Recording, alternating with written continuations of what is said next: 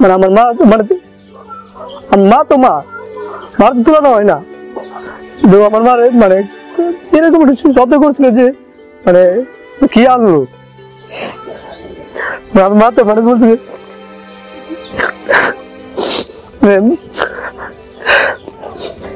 আমার মার সাথে আরেকটা সেঞ্জু করে আমরা চলে আসলাম, আর সারাদিন আমি কাঁদলাম, মানে টাকার জন্য আমাকে উৎসাহ রাখ।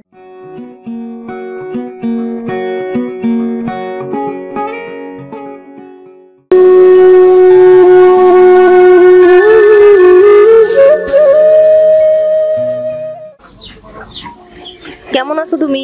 আলহামদুলিল্লাহ আমি ভালো আছি, আপনি কেমন আছেন? হ্যাঁ ভালো আছি। তোমার নাম যেন কি? আমার নাম মোহাম্মদ বাবুল মিয়া। আচ্ছা, আমি শুনলাম যে তুমি পড়ালেখায় অনেক ভালো। তোমাদের আশেপাশের ভাইরা আমাকে জানালো যে এরকম খুবই ভালো মেধাবী একজন ছেলে এবং খুব ভদ্র ছেলে, তাই তোমার সাথে দেখা করতে এসেছি আজকে আমরা। তো আমি জানছি যে তুমি এসএসসি তে খুব ভালো রেজাল্ট করছো। তোমার এসএসসি রেজাল্ট কি? আমার এসএসসি রেজাল্ট হলো জিপিএ 5। জিপিএ 5 কোন স্কুল থেকে পাস করছো? এএনবিএস মাধ্যমিক বিদ্যালয় থেকে। আচ্ছা, এখন কি ইন্টারমিডিয়েটে পড়ো? এবার inter first year. First year কোন কলেজে? পাঁচকান্দি ডিগ্রি কলেজ। পাঁচকান্দি ডিগ্রি কলেজ, আচ্ছা এটা কোথায়? এটা নরসিংদীতে? মনোহরদী থানা, পাঁচকান্দি গ্রাম। ও মনোহরদী থানা। আচ্ছা, তোমাদের ভাই বোন কয়জন? আমার ভাই বোন 3 বোন 3 ভাই। 3 ভাই। বড় ভাইরা কি করে? আমার বড় 2 ভাই তারা বিবাহ শাদী করে তাদের আলাদা হয়ে এখন আছে। আচ্ছা, বাসায় খরচ টরচ দিতে পারে না? তেমন দেওয়া হয় না, তাদের সংসার নিয়ে তারা মানে তাদের অবস্থা খুব করুণ যে দেওয়ার মতো তাদের সামর্থ্য নাই, তেমন নাই। আচ্ছা, তাহলে তোমার বাবা? আমার বাবা এখন আছে, অসুস্থ, জীবনযাপন করতেছে, তেমন কিছু করতে পারে না। ও, তাহলে তোমার পড়াশোনার খরচ কিভাবে তুমি চালাও? কিভাবে খরচ চলে কিভাবে? আছে সবচেয়ে বড় কথা হলো মানে আমাকে আল্লাহ চালাইতেছে। আর এমনিতে আমি যখন এখন স্কুলে পড়তাম, স্কুলের টিচার আমাকে দেখতো, হেড টিচার আমাকে দেখতো, এখন কলেজে ঘুরি, কলেজের টিচার আমাকে দেখে। Heart touching. আল্লাহ চালাচ্ছে। আসলে আল্লাহ ছাড়া আমাদেরকে চালানোর মতো ক্ষমতা মানুষের নাই। মানুষকে মানুষ চালাইতে পারে না, আল্লাহই চালায়। তোমার ছোটবেলার কথা বলো তো একটু শুনি, তোমার যে কিভাবে পড়ালেখা করছো, বা মানে আমি তো দেখতেছি যে তোমাদের খুব অভাব অনটনের মধ্যে দিয়েই এবং খুব প্রতিকূলতা অবস্থার মধ্যে দিয়ে তুমি বড় হয়েছো, পড়ালেখাটা চালিয়ে যাচ্ছ, খুব ভালো রেজাল্ট করছো। তো তুমি কিভাবে তুমি এই পর্যন্ত আসলে একটু বলো তো। তো আমার ছোটবেলা জীবন থেকে শুরু করলে আমার তো একটা সমস্যা হয়েছে। তো আমি যখন অনেক ছোট নতুন হাঁটা শিখছি, তোমার পা পুড়ে গেছে, 2 পাই তোমার ক্ষতিগ্রস্ত, 1 পা নাই বলতে গেলে। তো আমি যখন অনেক ছোট হাঁটা শিখছি তখন খেলাধুলা করতেছি। তো একটা সময় আমি শালির টাল, একটা গ্রাম বলে শালির টাল, তো আমি শালির টালের পাশ দিয়ে তো শালির টালের পাশ দিয়ে আমি যখন লাফ দিয়ে অতিক্রম করতে চেয়েছিলাম তখন আমি শালির টালে পড়ে যাই। আচ্ছা আচ্ছা, তখন আমি এখানে মানে অনেকক্ষণ ছিলাম, তা না হলে তো আমার পায়ে এভাবে পড়তো না। আর আমি তো তখন অনেক আগুন ছিল, আমি অনেক ছোট, তো আমার শরীর সবকিছু অনেক নরম ছিল, তো স্বাভাবিকভাবে আমার শরীর অনেক অংশে পুড়ে যায়। আচ্ছা, আমরা তো পা দেখেছি, তাছাড়াও তোমার শরীরের আরো অন্যান্য অংশ পুড়া আছে? আর অন্য অংশ আমার পুরা নাই, পা আমার হাঁটুর নিচ থেকে পুরা। আচ্ছা, হাঁটুর নিচ থেকে একদম পা পর্যন্ত। আচ্ছা, তো আমার পা যখন পুড়ে যায় তখন আমার মা বা আমরা তেমন আর্থিকভাবে আমরা সচ্ছল ছিলাম না, তো আমাকে একটা হাসপাতালে ভর্তি করা হয়েছিল। তো সেখানে আমি 6 মাস আমাকে সেখানে রাখছে। তো অনেকভাবে আমাকে অপারেশন করছে। তো সব কিছুর পরে যখন আর্থিক একটা ব্যাপার স্যাপার হয়, দেওয়ার প্রয়োজন পড়ে, তখন মানে তুমি বুঝতেছো যে হসপিটালের বিলটা পরে দিতে, মানে খরচটা চালানোর মতো আর সামর্থ্য ছিল না। 6 মাস পর্যন্ত তোমাকে রাখার পরে তোমাকে আর ওখানে যে হাসপাতালের যে খরচটা চালাবে এরকম সামর্থ্য না থাকার কারণে তোমাকে বাসায় নিয়ে চলে এসেছে এরকম। তো তারপর আমি আস্তে আস্তে আল্লাহ তাআলার রহমতে আমি একটা কাটিয়ে উঠি, বড় হয়ে আস্তে আস্তে বড় হওয়ার পর মা বাবা আমাকে একটা বিদ্যালয়ে পাঠায়। তো পাঠানোর পরে আমি লেখাপড়া শুরু করি। তো কিছুদিন পর আমাদের এক এলাকা থেকে আরেক এলাকায় আমাদের বাড়ি চেঞ্জ করা হয়। তো সেখানে আমার মাঝখান দিয়ে 2-3 বছর গ্যাপ পড়ে যায়, আমার লেখাপড়া তেমন পড়া হয় না। তো আমাদের আর্থিক অবস্থা অনেক আমরা মানে যে চিকিৎসা করতে যে তোমার আর্থিক অবস্থা অনেক আরো খারাপ হয়ে যায়, তার কারণে তোমার পড়ালেখাটাও বন্ধ হয়ে যায় এবং পাশাপাশি তোমার যেহেতু তোমার একটা অ্যাক্সিডেন্ট, স্কুলে হাঁটা চলাফেরা করাও তোমার জন্য অসুবিধা হয়ে যায়, যেন আর তুমি স্কুলে যেতে পারো না। হ্যাঁ। আচ্ছা, তো তারপর আমি একটা মাদ্রাসা ভর্তি হই। তো মাদ্রাসা ভর্তি হওয়ার পর এখানে আমি 2-3 বছর অতিক্রম করলাম, পড়লাম। তো একটা সময় দেখতেছি এখানে পড়লে আমার কোনো সার্টিফিকেট আসবে না। আচ্ছা, মানে গ্রামের একটা মাদ্রাসা, ছোটখাটো মাদ্রাসা এরকম। তো এখানে পড়ার পর আমি বাড়িতে মা বাবাকে বললাম, আমি তো যে মাদ্রাসা পড়ছি, মানে এখানে পড়লে আমার কোনো সার্টিফিকেট আসবে না, বা আমি ভবিষ্যতে আমি কোথাও কিছু দেখাতে পারবো না, আমার সার্টিফিকেট না, আমি কি দেখাবো? সেটাই। তো এখান থেকে আসার নিয়ত করলাম। তো আসার পর আমার বাড়ির পাশে একটা কিন্ডারগার্টেন স্কুল। তো আমার বাবা তখন ছোট একটা ব্যবসা করতো, পানের ব্যবসা ছিল। তো পানের ব্যবসা করার পর তো ভাবলাম এখন তো মনে হয় আমার বাবা কিছু দিতে পারবো, তো আমি কিছু সাহায্য নিয়ে আমি কিন্ডারগার্টেন ভর্তি দিতে পারবো। তো হাফ করে দেয় আমাকে, আমার মনে হয় আমি এখানে লেখাপড়া করে চালিয়ে দিতে পারবো। মানে তুমি কিন্ডারগার্টেনে গেলে যে যদি তোমার পড়ালেখার খরচটা ওরা অর্ধেক মাফ করে দেয়, তাহলে তুমি বাকি অর্ধেকটা তোমার বাবা যেহেতু পানের একটা ছোটখাটো দোকান আছে, সেখান থেকে তোমার বাকি খরচটা তোমার দিতে পারবে। আচ্ছা, সেই আশা নিয়ে তুমি স্কুলে গেলা, কিন্ডারগার্টেন স্কুলে। আচ্ছা, তারপর তো যাওয়ার পর আমার মাকে নিলাম। তো আমি তখন অনেক কান্না করতেছি, মানে ভাবতেছি আমার লেখাপড়া মনে শেষ হয়ে প্রায়, যে মাঝে বললাম মাদ্রাসায় সার্টিফিকেট আসবে না। তো আচ্ছা দেখি কি করা যায়, মাকে নিয়ে গেলাম। তো যখন কমিটির একত্রিত হলো, তাদেরকে কাছে পেশ করলাম এরকম, তারা আমাকে গ্রহণ করে নাই। খেয়াও তুচ্ছ পূর্ণ করলো, মানে আমাকে দিয়ে হবে না, তাদের আমি পাল্লা দিয়ে উঠতে পারবো না। আচ্ছা আচ্ছা, মানে তোমার পায়ের সমস্যাটার জন্যই, যে তুমি যেহেতু পায়ে তোমার প্রবলেম, তুমি আসা যাওয়ার সমস্যা, বা তুমি মাদ্রাসা থেকে স্কুলে এসছো, তুমি হয়তো তোমাকে মানে নিরাশ করছে যে তুমি পারবা না। তাই। আচ্ছা, তো তারপর যেভাবে আমাদের গ্রামে 2জন টিচার ছিল, একজন কপি ম্যাডাম, আরেকজন ম্যাডাম হেড টিচার ছিল। তো তো আমার মা যখন তার সাথে কথা বলে, তো তারা কমিটিতে কথা বলে বলছে যে আচ্ছা আমরা বিষয়টা দেখবো, আমরা চিন্তা করি না। তো তারা আমার দায়িত্ব নিয়ে অবশ্যই এখানে ভর্তি করলো। আচ্ছা, মানে আরো 2জন শিক্ষক যারা তোমার প্রতি মানে সদয় দৃষ্টি দিয়েছে, দিয়ে এবং তোমাকে ভর্তি করে দিয়েছে। তাই। আচ্ছা, তো তারপর আমি ভর্তি হলাম। তো ভর্তি হওয়ার পর আমি ভর্তি হলাম ক্লাস 2 এ ভর্তি হলাম আমি। হ্যাঁ, তারপর ক্লাস 2 এ ভর্তি হওয়ার পর আমি সবাই লাস্টে ভর্তি হই। তো আমার রুল হয় তখন 37। তো আস্তে আস্তে লেখাপড়া করতে করতে আমার 3-তে আমার রুল হয় 12। আচ্ছা, মানে তুমি ক্লাস 2 এ যখন ভর্তি রোল তোমার 37 সবাই লাস্টে। আচ্ছা, 3 তে যে তোমার রোল হয় 12। আচ্ছা, তারপর আমি আগাতে 4 এ আমার রুল হয় 4। আচ্ছা, 4 এ যে তোমার 4 হয়ে যায়, মানে তোমার ইমপ্রুভ হচ্ছে, উন্নতি হচ্ছে। আচ্ছা, তো এভাবে লেখাপড়া চালিয়ে যেতে যেতে অবশ্যই 5 এ আমার রেজাল্ট আসে 1, আমি রুল 1 হয়। আচ্ছা, তো তখন আমি ভাবতো না যে আমি মানে মানুষ বলে কি নাম আমি মেধাবী, মানে মেধাবী শব্দটা আমার তখন তেমন মনে হতো না, মেধাবী শব্দটা আবার কি। আচ্ছা, মানে মেধাবী ফিল করতাম না, এটা তুমি বুঝোই না, জানোই না, মানে পড়তে হবে, মানে এক মানে প্রথম হলেই তুমি তোমার কাছে আনন্দ, কিন্তু মেধাবী যে কি সেটা জানো না তখন তেমন জানতাম না। তারপর স্যার ম্যাডাম অনেক উৎসাহ দিতেছে, তারপর বন্ধু বান্ধব আমাকে বলতেছে যে তোর তো এখন মিষ্টি খাওয়াতে হবে, তুই 21। তো তারপর আমার বাবা মাকে আমি এসে বললাম এরকম, তো বলছে সমস্যা নিবে, তুই 21। আচ্ছা, পরে 5 এ তোমার কি রেজাল্ট হলো? তো অবশ্যই আমার 5 এর রুল 1 হয়। তো 1 হওয়ার পর স্যার ম্যাডামরা আমাকে অনেক উৎসাহ দিতেছে। তো আমি অনেক মেধা বা ভালো না হলে তো আমি এমন হতে পারতাম না। তো আমার রুল এত আগে তো না। তো আমার বন্ধু বান্ধব বলতেছি কি তুই তো 21, তো তোর তো কিছু খাওয়াতে হবে আমাদের এখন। তো আমি খাওয়াতে হবে, তোদেরকে বল কিছু মিষ্টি আছে, মিষ্টি খাওয়া, মিষ্টিতে ভালো। তো আমি বাড়িতে এসে বললাম। তো বাবা বললো আচ্ছা সমস্যা নাই, তোকে আমি কিছু মিষ্টি কিনে দিব, তুই তো বন্ধু বান্ধব আর স্যার ম্যাডামরা খাওয়াই, ঠিক আছে। তো আমার বাবা মিষ্টি আনলো। তো আমি নেওয়ার পর আমি আমার বন্ধু বান্ধবের জন্য কিনেছিলাম সন্দেশ, আর স্যার ম্যাডামের জন্য কিনেছিলাম ওগুলো মিষ্টি। আচ্ছা, তো এগুলো নেওয়ার পর আমি আর আমার ম্যাডামকে, আমাদের যে স্কুলে আপা ছিল, আপাটা কি, তো আপাকে বলা হয় না যে সন্দেশগুলো আমার বন্ধু বান্ধবের জন্য আর গুলো মিষ্টিগুলো হইলো মানে আপনাদের জন্য। তো এটা বলা হয় নাই। তো আমি শুধু অফিসে রাখা এসে পড়ছি। এসে পর অনেকক্ষণ পার হয়ে গেছে। তারপর আমার বন্ধু বান্ধব বলতেছে যে কিরে দোষ কই আমাদের মিষ্টি কোথায়? আমি আনছি তো, আমি অফিসে রাখে আসি, তো আবার দেখে আসি। তারপর আমি যাই দেখি মানে মিষ্টিগুলো তাড়াতাড়ি মানে ভাগাভাগি করে টিচাররা খেয়ে ফেলছে। আচ্ছা, মানে তুমি এতটাই সহজ সরল ছিলা যে তুমি আসলে মানে বন্ধুদেরটা যে আলাদা করে আনতে হবে সেটা আর তোমার মনে ছিল না। এরকম আমার তো তো বললো না কিছু তো খাওয়াতে হবে, তো আমাদের কিছু এক হয়েছে যেটা গেছে তো গেছে, তো সমস্যা কিছু খাওয়াতে হবে। তারপর আমি অবশ্যই আমার কিছু ফুচকা টাকা দিয়ে আমি তাদের জন্য চকলেট কিনলাম, তো জনে একটা করে চকলেট দিলাম। তো বন্ধু তো তাদের খুশি তো আমার খুশি।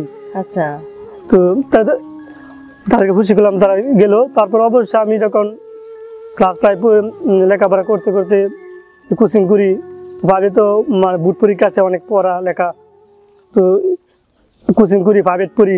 মানে এগুলো আমার কোচিং এর প্রাইভেটের টাকাগুলো তুমি কোথায় থেকে এই টাকাগুলো আমার স্যার, যেহেতু আমি গ্রামের সন্তান, তো টিচারও গ্রামের, তো টিচাররা জানে এগুলা। তো আমি বলি, আমার মা বাবা যায় বলে আমার সন্তান এরকম, তো আপনার কিছু দেখলে সে কিছু করতে পারবে মনে হয়। তো তারা দেখে টাকা পয়সা নেয় না তেমন। আচ্ছা, মানে স্কুল থেকে তোমাকে এই সাপোর্টটা দিত, কোচিং এবং প্রাইভেটের, মানে বাসা থেকে আলাদা কোনো টাকা দিতে হতো না? আচ্ছা আচ্ছা। তো তারপর আমি অবশ্যই বুট পরীক্ষা দিলাম, তো 5 আমার রেজাল্ট আছে GPA 5। ও গ্রেট। তারপর তারপর আমি আমাদের পাশের গ্রামে আমাদের একটা হাই স্কুল ছিল, তো সেখান থেকে আমাদের বাড়ি লোক আসছিল যে না তুমি এখানে ভর্তি হো বা তুমি অন্য কোথাও ভর্তি হো না, যেহেতু তুমি ভালো রেজাল্ট করছো এই জন্য তোমাকে নিতে এসছে ওই স্কুল থেকে, এরকম। কিন্তু মানে ভালো শব্দটা দেনে আমার তো তখন সেটা ফিল করতাম না। আমি ভালো দেখে আমার বাড়িতে আসবে এরকম না। আমি ভাবতে যেহেতু আমি 5 পড়ে গিয়েছি, 6 ভর্তি হলে এখানে না অন্য কোথাও ভর্তি হবে, তো তার জন্য মনে হয় আমার জন্য নিতে আসে আমাকে, এরকম কিছু। মানে আমি যেন ভালো তার জন্য আসে এরকম আমার ফিল হতো না। আচ্ছা, আমি ফিল করতাম না এরকম। তো অবশ্যই আমি ভর্তি হলাম, তো 6 আমার রুল হয় 4। আচ্ছা, তো 6 গিয়ে তো অনেক বন্ধু বান্ধব এখানে অনেক গ্রাম থেকে আসে, তো সবাইতে বন্ধু বান্ধব হলো।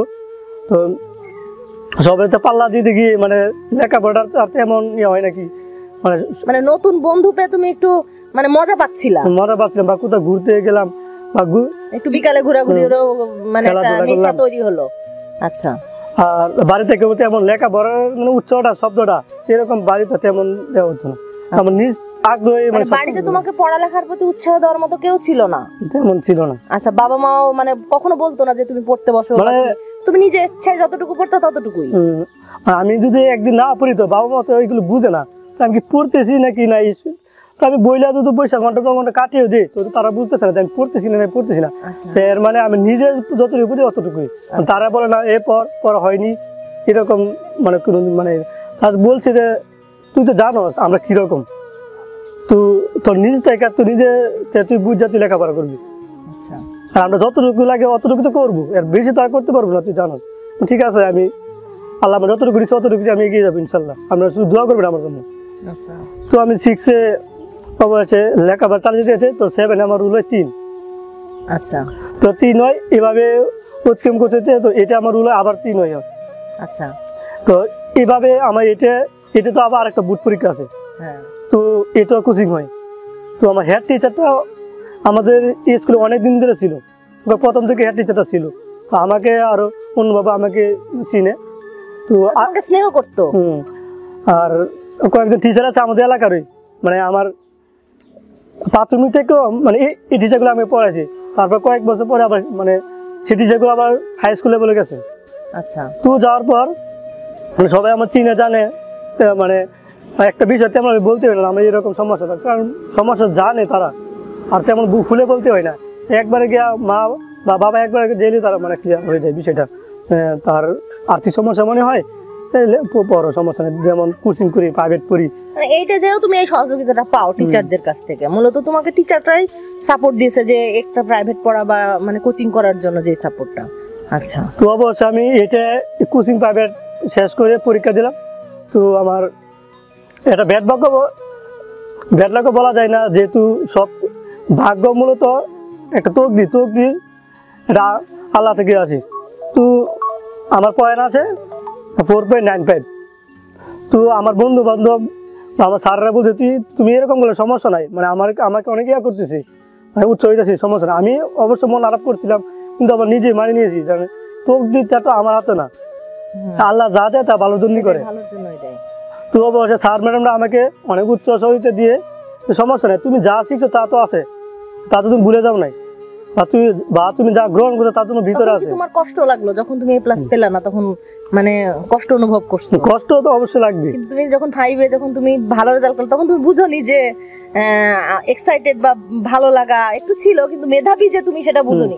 কিন্তু তুমি 8 এ যে ঠিকই বুঝতে পারলা যে আমার আসলে আমার কোনো ভুল ছিল নিশ্চয়ই, বা আমার ব্যাড লাক হয়েছে, এটা আমি রেজাল্টটা যদি A+ হতো তাহলে আমার পরিপূর্ণতা আসতো, এটা তখন বোঝা শুরু হয়ে গেছে তোমার? তখন আমার শুরু হয়। আচ্ছা। আর সবচেয়ে বড় কথা হলো যে মানে আমার ইনশাল্লাহ মানে আমি যা আশা করছি মাধ্যমিক লেভেলে পড়াশোনা করে তাই পাইতেছি, মানে আমি এমন এটা হবো, আমি এটাই হইতেছি, এটি গিয়া দেন আমার চিন্তা থেকে লেখাটা অন্যরকম হয়। মানে তুমি যেরকম ভাবতা তোমার রেজাল্টটা তেমনই পেতা তুমি? আচ্ছা, তেমনই পেতাম। তারপর আমার স্যার ম্যাডাম উৎসাহ দিল, সমস্যা নাই তুমি পড়তে থাকো। তো আমি 9 এ ভাবলাম আমি আর্টস নিই, তো না স্যার ম্যাডাম আমাকে আর্টস দেয় না, না তুমি সায়েন্স নিবা। আমি কি না, আমার সায়েন্স তো আমি শুনতেছি, মানে এলাকায় আমি শুনি যে 5 পড়তে অনেক টাকা পয়সা অনেক লাগে, আর বিভিন্ন কাহিনী শুনি যেন সায়েন্সে গিয়ে হবে মানুষ পাল্লা দিয়ে আর পারে না, ভেঙে পড়ে বা আর আগাতে পারে না। তুই সায়েন্স নিস না, তুই আর্টস নে, আর্টস নিয়ে 5 পড়তে নিজে পড়বে কেউ করো, অতটুকুই যথেষ্ট। তো না স্যার ম্যাডামরা আমাকে দেয় না। তো অবশ্যই আমি আমার হেড টিচারের কথায় আমি নিলাম আর্টস, আমার আশেপাশে টিচারের কথা নিলাম। তো নেওয়ার পর অবশ্যই যে 5 বা কোচিং মানে আগের মতো চলতেছি, স্যাররা আমাকে হেল্প করে। আর আমাদের যে সায়েন্স নিয়েছে আমাদের স্কুলে সায়েন্সের টিচার আছে, ঠিক আছে, সবাই আছে, কিন্তু আমাদেরকে মানে তেমনভাবে দেওয়া হয় মানে স্টুডেন্টের চাহিদা মতো তারা টিচিং দিতে পারে না। আচ্ছা, মানে যে টিচারগুলো আছে সেগুলো দক্ষ না, মানে আমাদের চাহিদা মতো দিতে পারে না, চাহিদা মতো দিতে পারে না, তোমরা যেরকম চাও বা এভাবে বুঝালে তোমাদের জন্য সহজ হতো ওইভাবে তারা মানে টিচিং দিতে পারে না। আচ্ছা, পরে তুমি আর্টস না নিয়ে তুমি সায়েন্স নিলা? সায়েন্স নিলাম টিচারদের উৎসাহে। তো তারপর সবাই বলতেছি এখানে সায়েন্স নিছো কিন্তু এখানে টিচার ভালো না, এখন তুমি কি করবা? তো আমাদের অন্য বন্ধু বান্ধব যে আছে, তো তারা বলতেছে নানান গ্রামের সরাবাদে টিচার আছে, তো তুমি সেখানে যাও, তুমি পড়তে পারো। আমি তো আমারটা তো আমার ভিতরে জানি না, আমার তো সামর্থ্য নেই, তারা তো বলবেই এখন যা পড়ার জন্য। তো আমি এক স্যারের আলাপ করলাম, স্যার এরকম এরকম বিষয়, সায়েন্সের তো এখন টিচার নেই পড়ানোর মতো, তুমি কী করতে পারি? আচ্ছা তুমি এখানে যাও। আমি মানে স্যারের ফ্রেন্ড ছিল সেই টিচাররা, তো স্যারের ফোন দিয়ে মানে এটা ম্যানেজ করে নিয়েছি, বলছে আমার ছাত্র মানে যেভাবে স্যার ম্যানেজ করছে এটা আমার বলেন। তো 1 বছর আমি স্কুলের হেড টিচারতে পড়ছি। আচ্ছা, উচ্চতে পড়েছি আর পদার্থ পড়ছি। তো অবশ্যই আমাকে নারায়ণপুর যেতে হলো। তো আমি হেঁটে মানে বেশি দিন যাই না, কম দিন হেঁটে গেছি। কত দূর তোমার বাসা থেকে স্কুল? কতক্ষণ সময় লাগতো হেঁটে যেতে তোমার? স্কুলটা হইলো 8 থেকে 10 মিনিট, স্কুলটা দূরে। আচ্ছা, আর আমি যেখানকার প্রাইভেট পড়তাম সেটা ছিল প্রায় 1.5 কিলোমিটার। 1.5 কিলোমিটার তুমি পায়ে হেঁটে তুমি প্রাইভেট পড়তে যেতা? পায়ে হেঁটে কি বেশি দিন যায়নি। তো অবশ্যই আমার মানে কষ্ট হয়ে সাইকেল জোগাড় করি, আমার বন্ধু থেকে বন্ধু সেক্রিফাইস করে আমার সাইকেলটা একটু কম দামে আমাকে দিল, কিনে দেয়। আচ্ছা, তো আবার সেই সাইকেলটা আমি দিয়া মানে সাইকেল আমি শিখছি, সাইকেলটা দিয়ে আমি যেতে পারি, চলাফেরা করতে পারি। তো আমি যেখানে আসা যাওয়া করলাম। তোমার পায়েও তো সমস্যা, তো তোমার পা নিয়ে তুমি এই পা নিয়ে তুমি সাইকেল চালাতে পারো? আমি সাইকেল চালাতে পারি। আচ্ছা, তো অবশেষে আমি যখন ইয়ে করলাম,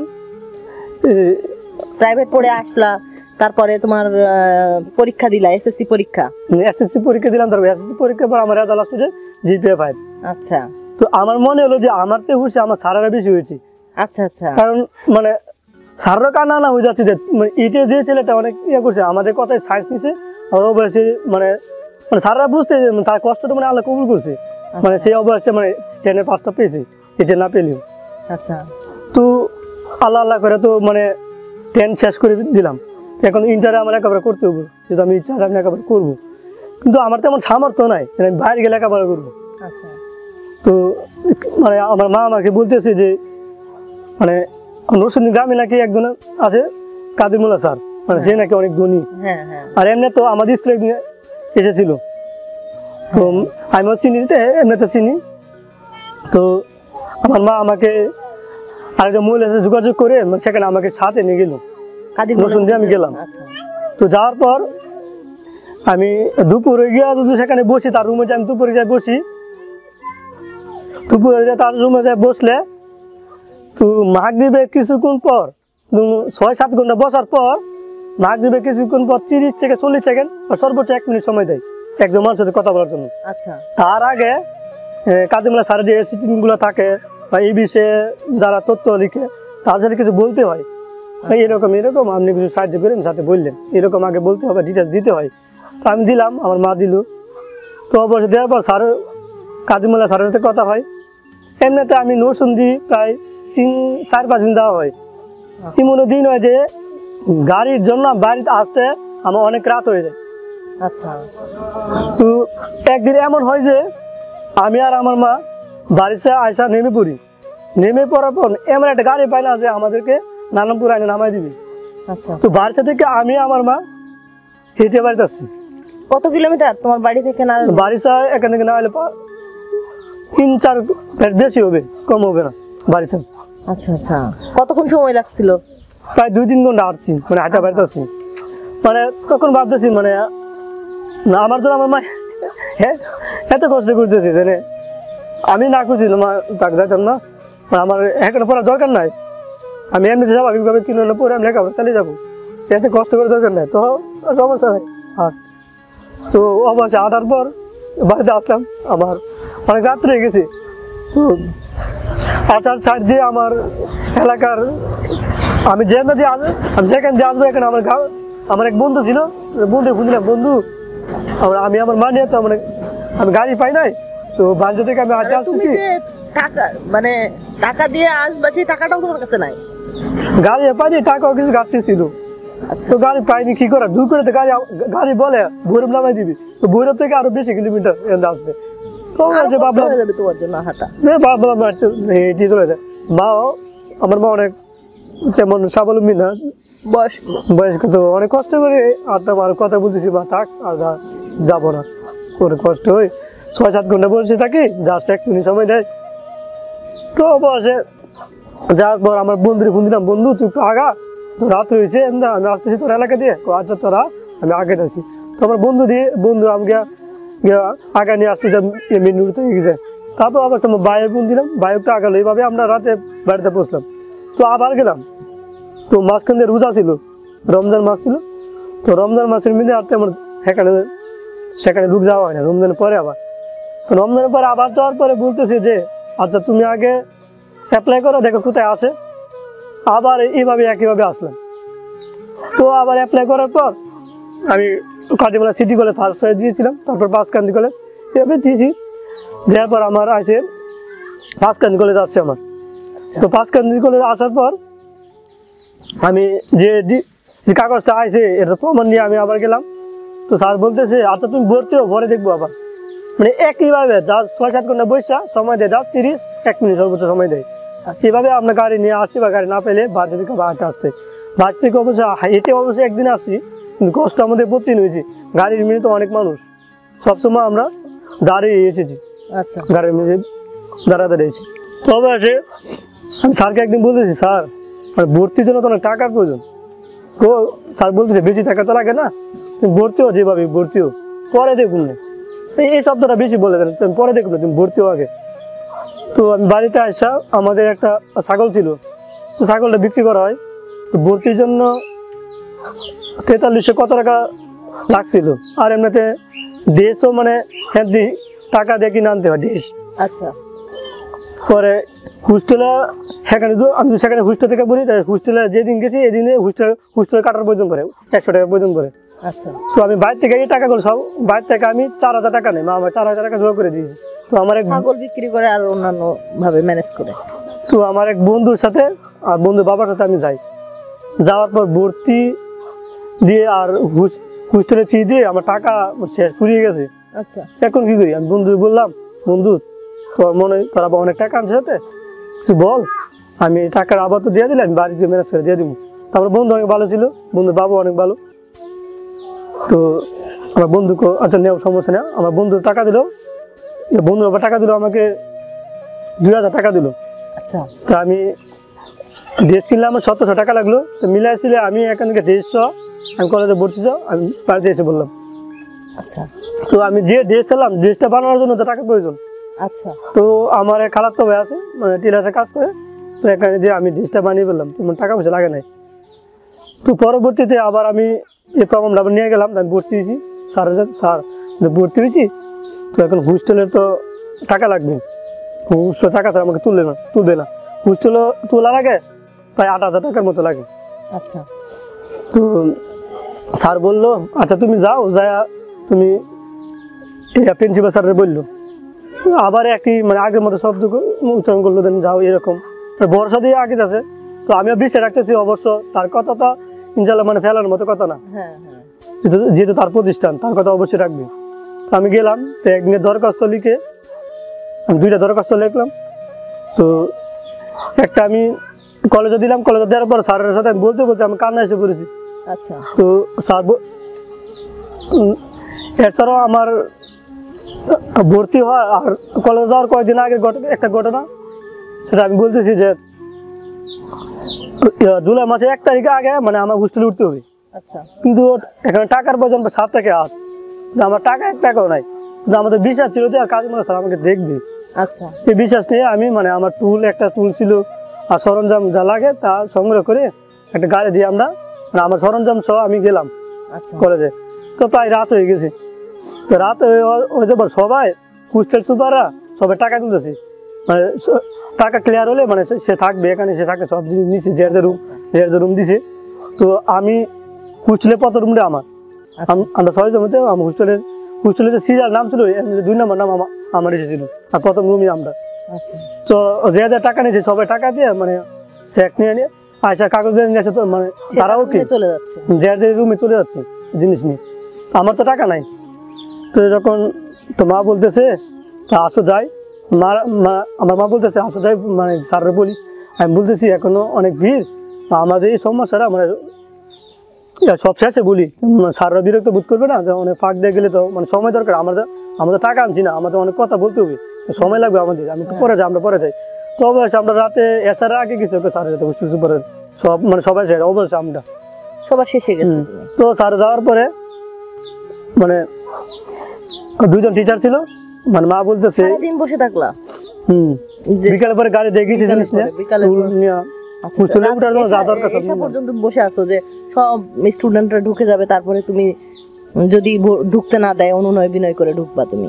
আচ্ছা, তারপর গেলাম, তো স্যারেরা কোনোভাবেই মানতেছে না। তখন মা এক শব্দ মানে আমরা ভিতরে সালাম দিয়ে বসার পরে মানে টাকা চাইতেছি, মানে টাকার কথা যখন বলতেছে আমাদের ভিতরে মানে পরে কাজী মোল্লা স্যার বলছে দেখবি, এটা তো এখন মানে দেখবে কিন্তু পরে দেখবে, কিন্তু এখন টাকার প্রয়োজন, এখন টাকা দিন আপনার।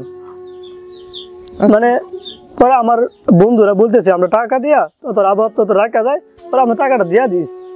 আমি কি স্যার এটা বলছি, স্যার টাকা জোগাড় করে দিলে হবে, এখন তুমি টাকা জোগাড় করে দিলে তাদের থেকে পরে কিভাবে দিবা তুমি? আর আমার মানে আমার মা মানে মার তো তুলনা হয় না। আমার মার মানে এরকম শব্দ করছিল যে মানে কি আনলো,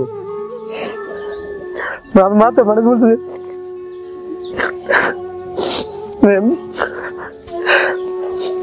বাবা মানে টাকা আনা হয় নাই, ম্যানেজ করে দেয় মানে আমার পুতেরে আমার তো রাখা দিন। আর কাদিম স্যার বলছে দেখবি, না টাকা লাগবে এখন। তো বারবার বলাবো তারা এমন শব্দগুলো কি আনলো, মানে আগে গেলে মানুষ কিন্তু এরকম হয়, মানুষ যদি এরকম কথা বলে মানে একটু বারবার একটা কথা বলে তারা বলবি, তারা তো মানে আমরা তো শিক্ষিত না, তারা সেভাবে নিতেছে না, মা টাকা দিয়ে আসেন। তো অবশ্যই বলতেছে টাকা নাই রাখা দিন, মা অনেক অনুনয় বিনয় করবে বলতেছে, কিন্তু তারা গ্রহণ করেছে না, না টাকা ছাড়া রাখতে পারবো না। পরে আমি সেটা বুঝলাম যে না তাদের তো একটা পেশা, দায়িত্ব, অবশ্য দায়িত্ব তাদের জায়গাতে তারা দায়িত্ব পালন করতেছে, তাদেরকে বলছে বিদায় তো তারা আমাদের রাখতেছে না টাকা ছাড়া। আমি জিনিসটা মানে নিলাম, তারপর অনেক কান্না করলাম যে মানে বলতেছে এখন কি করবো, জিনিস তো আনলাম, তো জিনিস রেখে তুমি চলে যাও, টাকা ছাড়া তোমাকে রাখতে পারবো না। তোমাকে রাখলো না, তুমি মানে জিনিসগুলো তুমি রেখে আসলা, আমার বই না আমার যে সরঞ্জাম নিতাম সরঞ্জাম রেখে আমার পোশাক আর বই নিয়ে আমরা ব্যাগ নিতাম, ব্যাগে করে আবার তুমি চলে আসলা, আবার মার সাথে আর একটা সেঞ্জি করে আমরা চলে আসলাম। আর সারা সেঞ্জি আমি কানলাম, মানে টাকার জন্য আমাকে হোস্টেলে রাখে নেয়, টাকা হতো অবশ্যই আমাকে হোস্টেল থেকে দাঁড়া যেত না। পরে অন্য অন্য মানুষ তারা বুঝাচ্ছে, গাড়ির মানুষ বুঝাচ্ছে সমস্যা সমস্যা নাই, ম্যানেজ হয়ে যাবে, চিন্তা করিস না। তো আমি কান্না করি না, মা ভাবছে হয়তো কিছু করতে পারলাম না, গেলাম সাথে। পরে আমি মানে এরকম হয়ে গেছে, একজন একজনের সান্ত্বনা দিই, এরকম কি মানে বললাম সমস্যা আল্লাহ যা করে ভালো জন্য করে হবে না, একসময় সমস্যা নেই, কাজে মনে বলছি দেখবি অবশ্য। তো আমি বাড়িতে আসা আমি ও দুইটা দরখাস্ত লিখলাম, একটা কাদিমুল্লাহ স্যারের জন্য আর একটা কলেজের জন্য। আচ্ছা, স্কুলে হেড টিচার আলাপ করলাম, তো স্যারের সিগনেচার দিল, আর আমার এক টিচার দিয়ে আমি সুন্দর করে দরখাস্ত লিখে পরের দিন আমি ভাব হয়ে আমার ব্যাগ ভর্তি বই 7টা বই, তো ইন্টারের বইগুলো তো অনেক মোটা জানেন, তো ব্যাগ ভর্তি বই অনেক কষ্ট হয়েছে, আমার কাপড়ের হাতে নিয়েছি। তো স্যাররা বলছে পরে, তো পরের দিন যাওয়ার পরে কলেজে আমি ক্লাস করছি, অনেক কষ্টে যাওয়া হয়, পাঁচকান দিয়ে আমাদের বাড়ি থেকে প্রায় 12-15 কিলোমিটার হবে। আচ্ছা, গাড়ি দিয়ে নরসিংদী দিয়ে যাওয়া হয় বা বেলাপা দিক দিয়ে যাওয়া যায়। তো কলেজে যাওয়ার পর তো কলেজে ক্লাস করে সব শেষে তো আমি স্যারের কাছে গেলাম, স্যার আর কুষ্টিয়া সুপার স্যার হলো বাংলা টিচার। তো আমি স্যার বললাম স্যার এমনি তো কালকা বলছি হ্যাঁ, তো তুমি আগে আর যাও, তুমি উপাধ্যক্ষ স্যারের যাও। আমার পাঁচকান্দি উপাধ্যক্ষ স্যার মানে অনেক কঠোর। আচ্ছা, তো স্যার যাওয়ার পর স্যারের আবার পাঠাইছে প্রিন্সিপাল স্যারের। তো স্যার আমি বলতে এক সময় স্যারে বলতেছে ভাই, আমার ডিটেলস জিজ্ঞেস করলো তোমার ভাই বোন কজন এরকম, আমি বললাম। তো বলছে বলতে আমি মানে না তোমার কিছু টাকা হলে দিতে হবে। স্যার আমার সামর্থ্য না, আমি কীভাবে দিব। তো মানে তুমি আশা নিয়ে বারবার যাচ্ছি। তারপর আমি বলতেছে আমি স্যার আমি 2টা দরখাস্ত যে একটা কলেজের জন্য আর একটা স্যার কাদিমুল্লাহ স্যারের আজকে যাবো, বারটা ছিল শনিবার। তো আমি এখানে দিয়ে আমি মানে তারা তেমন ভাবে যেটা মানে গ্রহণ করেছে না, কাদিমুল্লাহ স্যার যদি বলে আমরা রাখবো, এর আগে তোমাকে রাখা যাবে না। আচ্ছা, তো আমি সেখানে এক পর্যায়ে মানে কান্না করি, মানে আবুরি। তো একটু আসার পর মুফতি সুপার স্যার আমাকে ডাকলো, তো তুমি আসো, তুমি কি 1000 টাকা দিতে হবে মাসে? স্যার মানে যদি কিছু দেওয়া লাগে মানে আমার একটা বাড়িতে বুঝতে হবে, আমি তো এখন বলতে পারবো না, কারণ টাকা তো আর আমি দিতে পারবো না। আচ্ছা তুমি আবার আসো তাহলে অফিসে গেলাম। তারপর আবার কথা বলে তুমি এটা কাজের মধ্যে সাথে সিগনেচার আনতে পারো, আমাদের আপত্তি নেই। তো পরে আমার স্যার আমার নাম্বার লাগলো। তো নাম্বার রাখার পর আমি আমার কলেজ থেকে আমি সরাসরি চলে যাই নরসিংদী। সপ্তাহে প্রতি শনিবার কাদিমুল্লাহ স্যার নরসিংদী থেকে জায়গা মেয়ে সবার জন্য সময় দেয়। আচ্ছা, মানে আগে আমি যেখানে যেতাম সেখানে। তো আমি পাঁচকান্দি কলেজ থেকে আমি ঈদকলা দিয়ে আমি চলে যাই। তো এর ফাঁক দিয়ে কলেজ থেকে আমার স্যারে ফোন দিয়েছে, বলতেছি তোমার গার্জেনদের বলো মানে যাওয়ার জন্য। আমি কি স্যার আমি বাইক বললে আছি, মা মানে চিনে মানে হেদিক দাও, মা যায় বসে থাকবো এখানে। পরে বাইর তো ফোন দিয়েছি না যাই, তো বাইরটা ফোন দিয়ে আমি জানাই দিলাম মাকে বলো যাওয়ার জন্য, আমি যাইতেছি। তো মা 12টার দিকে রওনা দিয়ে দিছি। আচ্ছা, মা 12টার দিকে রওনা দিয়া মা সেখানে বসে আছে। আর আমি কলেজ করে যেতে প্রায় 4টার উপরে। তো কাদিমুল্লাহ স্যারের না কোনো দরখাস্ত দেওয়া যায়, মানে একটা প্রিন্ট করে দেওয়া লাগে, মানে জাঁকজমক সুন্দর করে দেওয়া লাগে। তো আমি ভাবতেছি আমি তো হাতের লেখা আনছি, এটা তো প্রিন্ট করা দরকার। তো আমি মানে আবার এরকম বৃষ্টি পড়তেছে, আমি সাথে ছিল না জাস্ট ড্রেস ব্যাগ আর ক্যাশ ছিল আমার। তো স্বাভাবিকভাবে আমি একটা কম্পিউটার দোনো আর অনেক দূর মানুষকে আমি তো চিনি না কোনটা কোথায় আছে নরসিংদী। তো মানুষকে বলে যেতে মানে আধা কিলোর মতো হেঁটে আমি একটা দোকান পাইছি।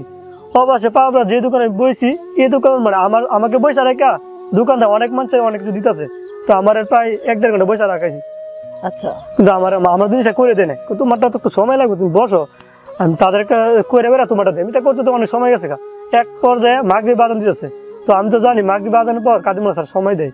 তো আমি যদি দেরি হয়ে যায় তো আমার কাজটা হবে না। আচ্ছা, তো আমি দোকানটা ভাই বললাম ভাই আমি একটু আসি।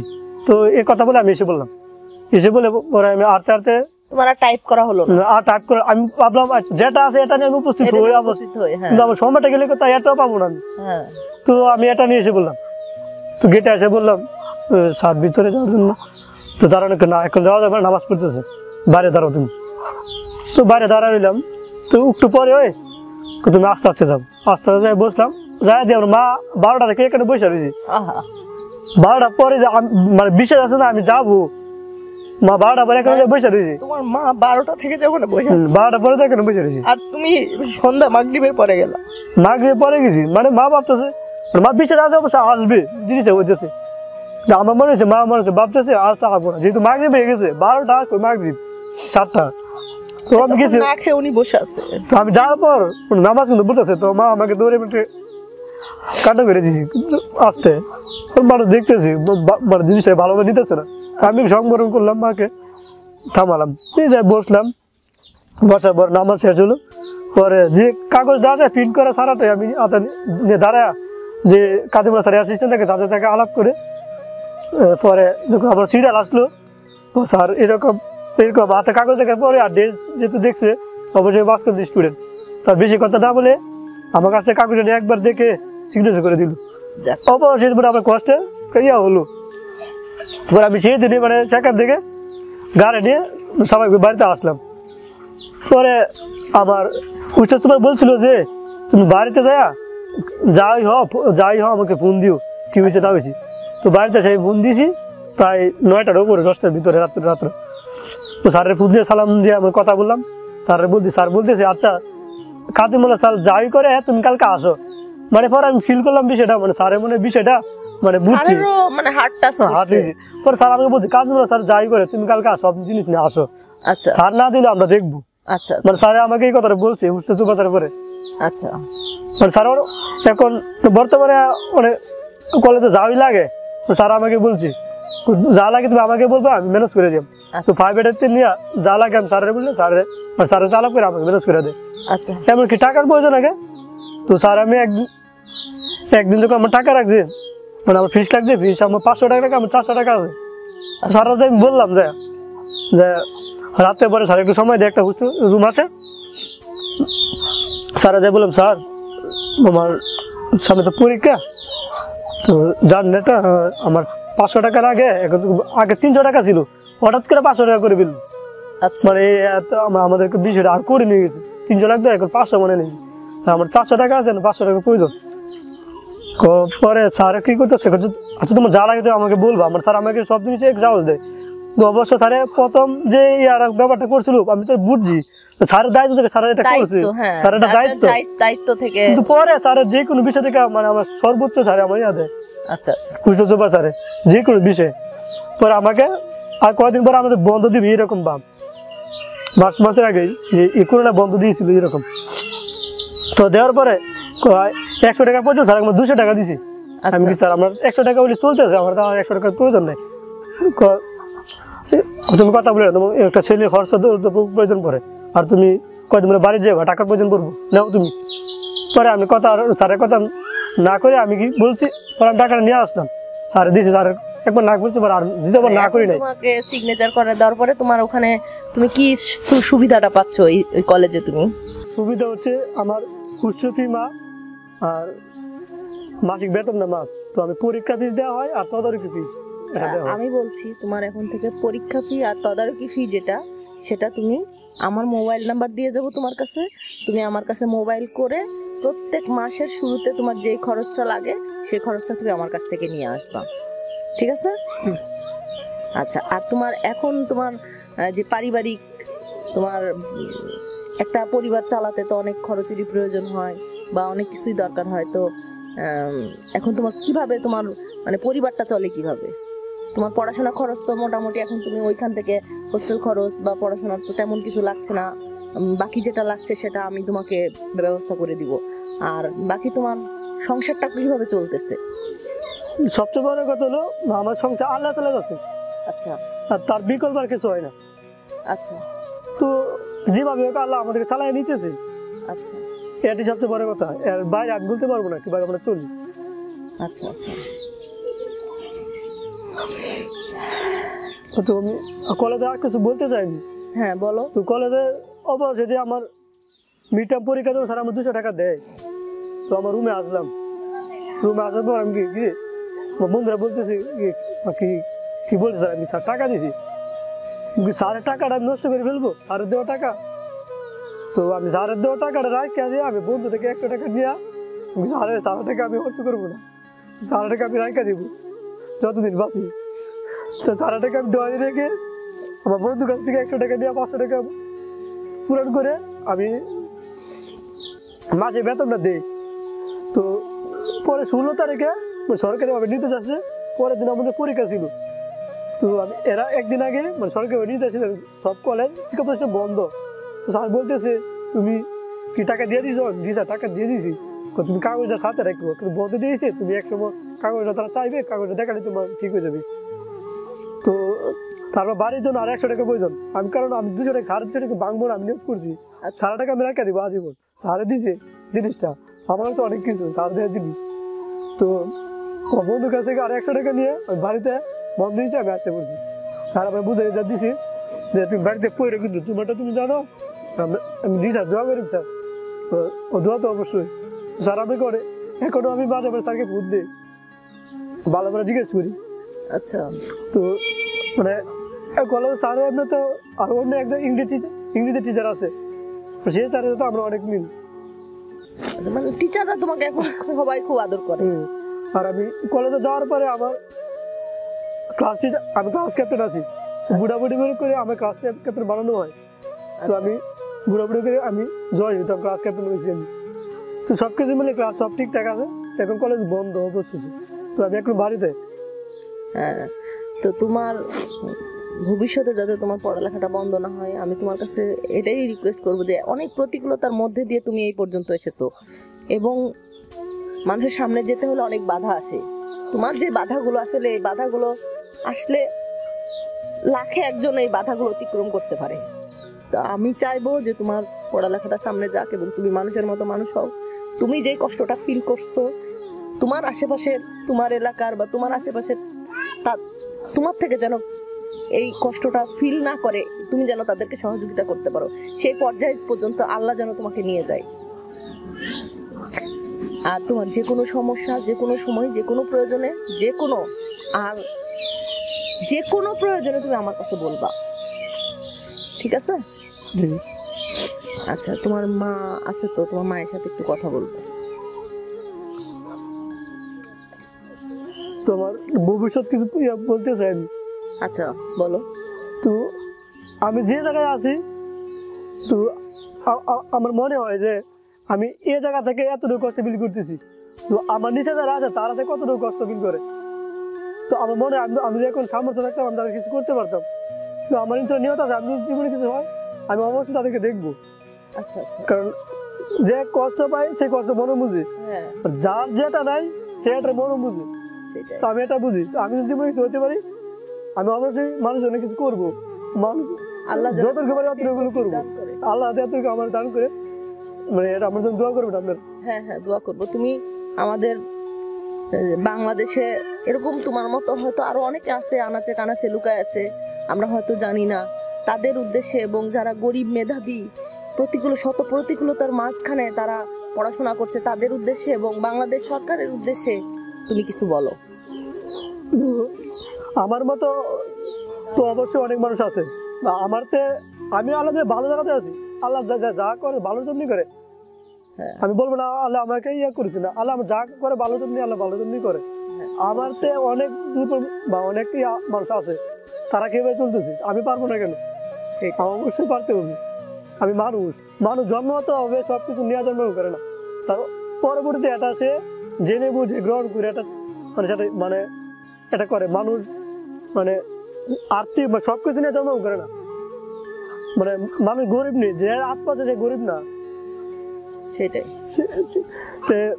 সরকারও অনেক কিছু করতেছে আমাদের মতো মানুষের জন্য, কিন্তু সবাই আমার মনে হয় সবাই সব মানে সুবিধা পায় না। এটা হয়তো বা কিছু ল্যাকিংস থাকে পারিপার্শ্বিক, সামাজিক, এবং কিছু সবাই তার একরকম না। আমাদের সরকার যেটা আমাদেরকে দিচ্ছে, আমাদের শেষ পর্যন্ত সেটা অনেকেই পৌঁছাচ্ছে না। আমরা তোমার মাধ্যমে এবং আমাদের আজকের এই ভিডিওর মাধ্যমে আমি আমাদের বাংলাদেশ সরকার এবং বাংলাদেশ তথা সারা বিশ্বের সকল লোকের কাছে একটাই আবেদন, যেন তোমাদের মতো বাচ্চারা যেন শেষ পর্যন্ত পড়াশোনা শিখে মানুষের মতো মানুষ হয়ে বাংলাদেশে একটা রত্ন তৈরি হয়, আমি এই আশা করব। এবং তোমার ছোট ভাই বোন যারা এরকম তোমার মতো পড়ালেখা করছে তাদের জন্য কিছু, তুমি কিভাবে পড়াশোনা করে ভালো রেজাল্ট করছো, তারা কিভাবে করলে ভালো রেজাল্ট করতে পারবে, তাদের সম্পর্কে তুমি কিছু উপদেশ দাও। মানে সবচেয়ে বড় কথা লেখাপড়া নিজের কাছে, লেখাপড়া নিজেটাই করতে হবে। কে কি বললো, মানে কে কি বলতে, মানে কারো আশা যে পড়তে হবে এটা না, নিজে থেকে পড়তে হবে। আর যেহেতু আমরা টিচারের তত্ত্বাবধানে লেখাপড়া করি, টিচাররা যেভাবে বলে গাইডলাইন দেয় এইভাবে আমরা চলাফেরা করতে হবে। আর সবচেয়ে বড় তো নিজে থেকে আমাদেরকে লেখাপড়া করতে হবে, আর টিচারের গাইডলাইনে চলাফেরা করতে হবে।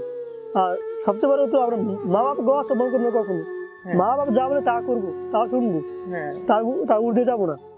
মা বাবাকে সম্মান শ্রদ্ধার জায়গায় রেখে আমরা লেখাপড়া যার যে পেশা আমরা চালিয়ে যাবো। তোমার মায়ের সাথে আমি একটু কথা বলি। হ্যাঁ, আসসালামু আলাইকুম। ওয়ালাইকুম ভালো আছেন? ভালো।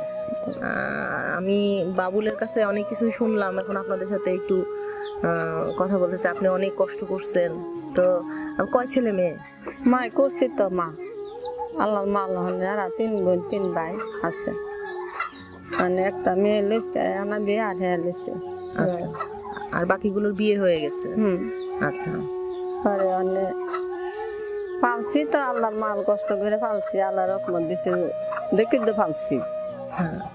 বাড়াহুড়ি বাঁধছি, কত কষ্ট করে পালছি, পাইলা পরে দিলাম পড়ার লাগে কান্দে কাঁদে, মানুষের ছেলেমেয়েরা পরে আউস লাগে, যা ধৈরা পরে এ বাবা আমি কেন পড়াই, টাকা পয়সা নাই, কান্দে কাঁদে, তে লয়ে যায়, লয়ে গেলে আমার পয়সা করি নাই বেশি, কি এর পড়া এটা করতে করতে তার একবার মুখানো যায় আমি ইন্টাকার স্কুল, আরে বাবা ইন্টাকার স্কুল আমি কিনতে পড়াই, পয়সা করি নাই, কান্দে কান্দে কান্দে কাঁদে, পরে তা করতে করতে কিছু মানুষের বেগালতা নেগালতা কইরা তা করতে করতে দিছি, মানে এর কাছে ওর কাছে চেয়ে নিয়ে এসে।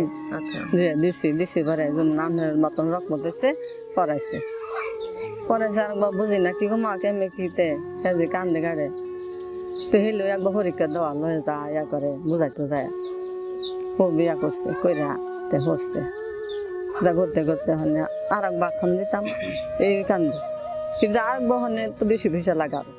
আচ্ছা, মানে যত উপরের ক্লাসে যায় তখন খরচ বাড়ে, বাড়ে, সে আরো পড়তে চায়, কিন্তু আপনার তো চিন্তা বাড়ে সবসময় কিভাবে পড়াবো, কি করবো আমি, এমন করতে করতে আসে এমন ভাবে আমার মতন আরেকজনের রকমত আল্লাহ ভাড়ায় দেয় ফেরিস্তা, আরেকজনের রকমত দেয় আমার, একজনের করে আল্লাহ দে বা করে হেলা করলে তে আমি করি, পড়াই, মানে একজন একজন করে সাহায্য করে বা এরকম করে সে পাশে দাঁড়ায়, তখন আস্তে আস্তে আপনার মানে ও যেটা বললো যে আল্লাহ চালায়, আসলেই তাই, আল্লাহ চালা, আল্লাহ তো নাই দিছে, আমার দিতে আল্লাহ, আল্লাহ বরাসত বরি আছে, আল্লাহ তো বা করে দিতেছে। এখন এই পর্যন্ত ওর পড়ালেখা অনেক কষ্ট করে, এখন আপনাদের সংসার কিভাবে চলে?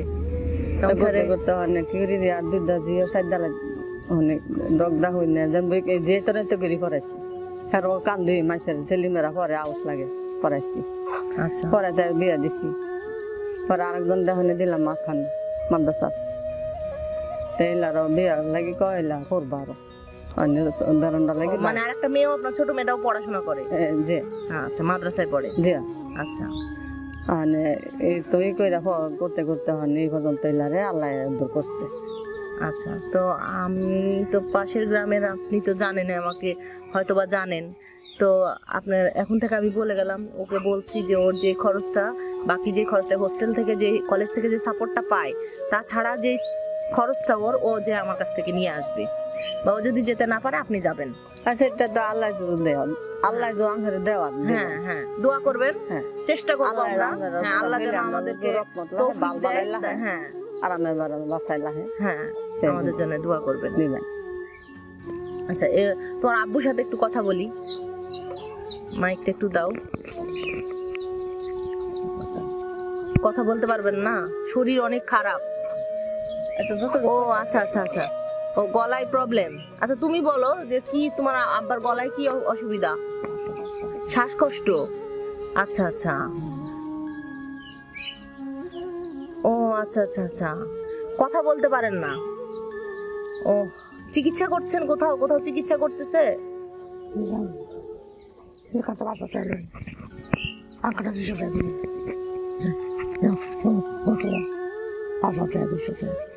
আচ্ছা আচ্ছা, এই জন্য আর মানে চিকিৎসাও তেমন করতে পারেন না।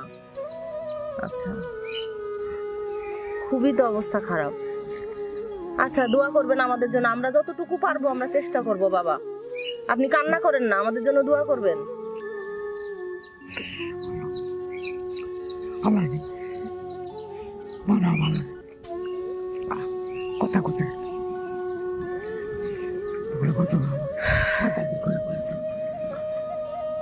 আচ্ছা, কানেও প্রবলেম? আচ্ছা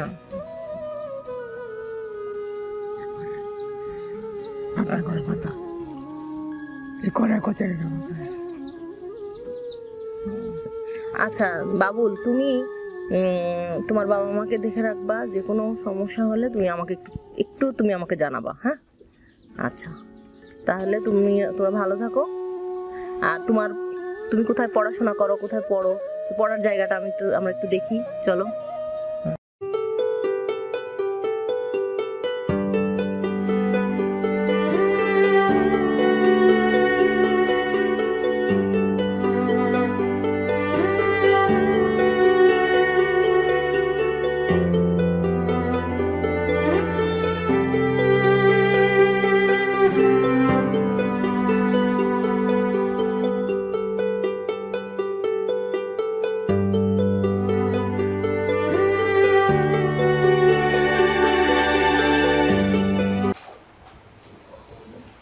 আপনারা দেখলেন কিভাবে একটা ছাত্র শত প্রতিকূলতা অবস্থার মধ্যে থেকে তার সফলতাকে ধরে রাখতে পারে, বা কিভাবে তার জীবনের সামনের পথে এগিয়ে যেতে পারে। আমরা আমাদের সন্তানদেরকে অনেক রকম সুযোগ সুবিধা দেওয়ার পরেও তাদেরকে মুখে তুলে খাইয়ে দেওয়া, ভালো দামি গাড়িতে করে স্কুলে যাওয়া নিয়ে আসা, তারপরেও আমরা আশানুরূপ ফল পাই না। স্কুলে যে অনেক মায়েরা সিরিয়াল ধরে বসে থাকেন, তার বাচ্চাটা বেরোবে, টিফিনে মুখে খাবার তুলে দিব। এই সব বাচ্চাদেরকে দেখলে অনেক কিছু শেখার আছে। আপনারা নিজেরা দেখেন, আপনাদের বাচ্চাদের দেখান, তারা এখান থেকে উৎসাহ পাবে। আমি যখন ওদের বাড়িতে আসলাম তখন দেখলাম যে এই বাচ্চাটা, আমি যখন আসি তখন বেলা 12টা, তখন পর্যন্ত সে কোনো খাবার খায়নি। তাদের ঘরে কোনো খাবার নাই, জানে না পরদিন তাদের ঘরে কোথা থেকে খাবার আসবে। বাবা অসুস্থ, কথা বলতে পারে না। মা ভিক্ষা করে এর কাছ থেকে ওর কাছ থেকে চেয়ে নিয়ে সেই বাচ্চাটাকে পড়াচ্ছে। এত প্রতিকূলতা অবস্থার মধ্যে দিয়ে যদি আমাদের এত মেধা সামনে উঠে আসে, এত সফলতা তার হয়, তাহলে আমাদের প্রত্যেকটা বাচ্চারই এরকম সফল হতে পারবে ইনশাল্লাহ। তাই আসুন আমরা এই বাচ্চাটাকে আমাদের সাধ্য মতো চেষ্টা করে তাকে সহযোগিতা করি, তার সামনের পথটাকে আমরা প্রশস্ত করে দিই, তার কণ্টকাকীর্ণ পথ আমরা মসৃণ করে দিই। সে যেন আমাদের দেশের একজন বলিষ্ঠ নাগরিক হিসেবে, প্রথম সারির নাগরিক হিসেবে সে যেন আমাদের দেশকে বিশ্বের সামনে তুলে ধরতে পারে উজ্জ্বল দৃষ্টান্ত হিসেবে। এবং এই রকমই ওর মতোই সুবিধা বঞ্চিত বাচ্চাদের যেন সে সহযোগিতা করতে পারে। কারণ সে একটা কথা বলেছে, যে যেখান থেকে উঠে আসে, যে কষ্ট অনুভব করে, সেই কষ্টের মর্ম বুঝে। আসলে এটা কতটা কষ্টের কথা, কতটা বেদনার কথা, সেটা যে বলছে, যে বুঝতেছে, সে ছাড়া আর কেউ বোঝে না। আমি ওর গল্পগুলো শুনেছি, ওর সাথে কথা বলেছি, আর অঝরে আমার চোখ দিয়ে পানি পড়ছে। আমি যদি পারতাম আমার সাধ্যের সবটা দিয়ে তাকে করার চেষ্টা করতাম। আমি তাকে কথা দিয়েছি, আমি তোমাকে দেখার চেষ্টা করব যতটুকু আল্লাহ আমাকে সামর্থ্য দিয়েছে। আসুন আমরা এই বাচ্চাটার পাশে দাঁড়াই, তার আশাকে আমরা আশাহত না করে তার সামনের চলার পথটা যেন সুন্দর করে দিতে পারি, এবং তার জন্য আমি আপনাদের কাছে দোয়া চাচ্ছি। কোনো সহৃদয়বান ব্যক্তি যদি তাকে সাহায্য করতে চান, তার নিজের মোবাইল নাম্বার দেওয়া থাকলো, এই মোবাইল নাম্বারে বিকাশ নাম্বার আছে, এর মাধ্যমে আপনারা বিকাশে তাকে সহযোগিতা করতে পারবেন। আর যদি কেউ সরাসরি সাক্ষাৎ করতে চান, তাহলে তার সাথে কথা বলে তার অ্যাড্রেস নিয়ে তার সাথে দেখা করবেন। তার পরিবারের বাবা মা, অন্য ভাইরা আছে, তাদের সাথে দেখা করতে পারবেন। ধন্যবাদ। আমাদের সবার জন্য দোয়া করবেন। আসসালামু আলাইকুম।